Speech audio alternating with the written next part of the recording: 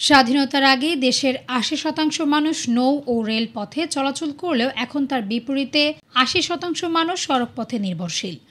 আর সেই সঙ্গে বেড়েছে দুর্ঘটনা ও প্রাণহানিও। এমন অভিযোগ তুলেছেন বাংলাদেশ যাত্রী কল্যাণ সমিতির মহাসচিব মোজাম্মেল হক চৌধুরী। জাতীয় নিরাপদ সড়ক দিবস উপলক্ষে ঢাকা রিপোর্টার্স ইউনিটিতে আয়োজিত সংবাদ সম্মেলনে তিনি এসব কথা বলেন। বাংলাদেশের সড়ক দুর্ঘটনায় নিহতের পরিমাণ তার চেয়ে কয়েক গুণ বেশি। এহেন ধারাবাহিক সড়ক হত্যা বন্ধে বর্তমান অন্তর্বর্তী সরকারের কার্যক্রম প্রশ্নবিদ্ধ।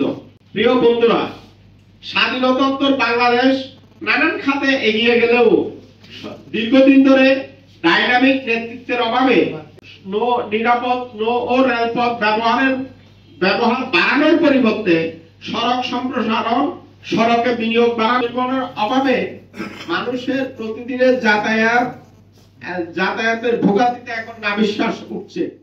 তিনি আরো বলেন, গত এক যুগে দেশে ৬৭,০০০-এর বেশি দুর্ঘটনায় প্রাণ হারিয়েছে ১,১৬,০০০ মানুষ। তার দাবি, সরকারের ভুল নীতি ও দুর্নীতির কারণেই সড়ক পরিণত হয়েছে গণহত্যার ময়দানে। মোজাম্মেল হক চৌধুরী বলেন, দৃশ্যমান কোনো অগ্রগতি লক্ষ্য করা যাচ্ছে না। সড়কে চাঁদাবাজরা পালিয়েছে, জ্বালানি তেলের দাম দফায় দফায় কমেছে, কিন্তু পরিবহনে ভাড়া কমছে না। ফলে পণ্য পরিবহনের ভাড়া না কমায় পণ্য মূল্য কমছে না। সড়ক দুর্ঘটনা ও যানজট নিয়ন্ত্রণে নিয়োজিত প্রতিষ্ঠানসমূহের স্বচ্ছতা ও জবাবদিহিতা নিশ্চিত করা না গেলে এই সেক্টরে বেপরোয়া চাঁদাবাজি কমানো দৃশ্যমান অগ্রগতি সম্ভব নয়।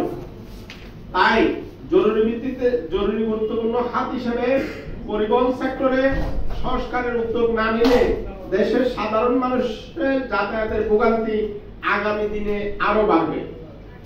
উন্নত গণপরিবহন নামানোর পরিবর্তে ব্যাটারি চালিত অটোরিকশা নিবন্ধন দিয়ে রাস্তায় নামানোর উদ্যোগ নিয়েছে, এই প্রক্রিয়ায় অজ্ঞতা, অনভিজ্ঞতা ও নানাবিধ গলত টাকায় এই কার্যক্রম শুরু করা হলে আগামী ১ বছরের মধ্যে ঢাকা এবং চট্টগ্রাম শহর অটোরিকশার কারণে অচল হয়ে যাবে।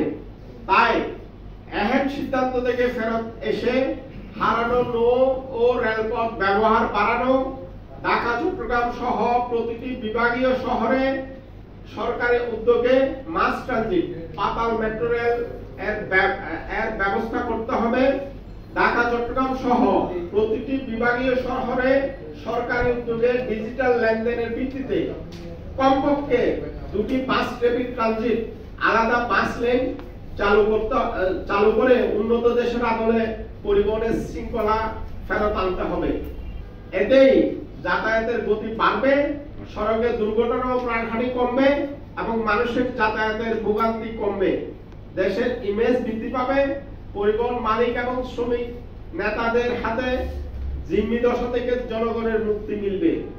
এহেন পরিস্থিতিতে আগামীকালে জাতীয় নিরাপদ সড়ক দিবসকে সামনে রেখে সড়ক দুর্ঘটনায় দেশের হাজারো মানুষের জীবন এবং সম্পদ রক্ষায় যাতায়াতের ভোগান্তি লাঘবে জরুরি ভিত্তিতে।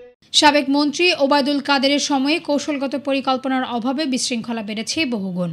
বর্তমানে অন্তর্বর্তী সরকার ও ব্যাটারি চালিত অটোরিকশাকে নিবন্ধন দেওয়ায় ঢাকাসহ বড় শহরগুলো অচল হয়ে পড়ার আশঙ্কা করছেন তিনি। সংগঠনটি নিরাপদ সড়ক নিশ্চিত করতে 12 দফা সুপারিশ তুলে ধরেন। এর মধ্যে রয়েছে পাতাল মেট্রো রেল, বাস র্যাপিড ট্রানজিট, সমন্বিত নৌ রেল সড়ক নেটওয়ার্ক ও চালক প্রশিক্ষণ কার্যক্রম।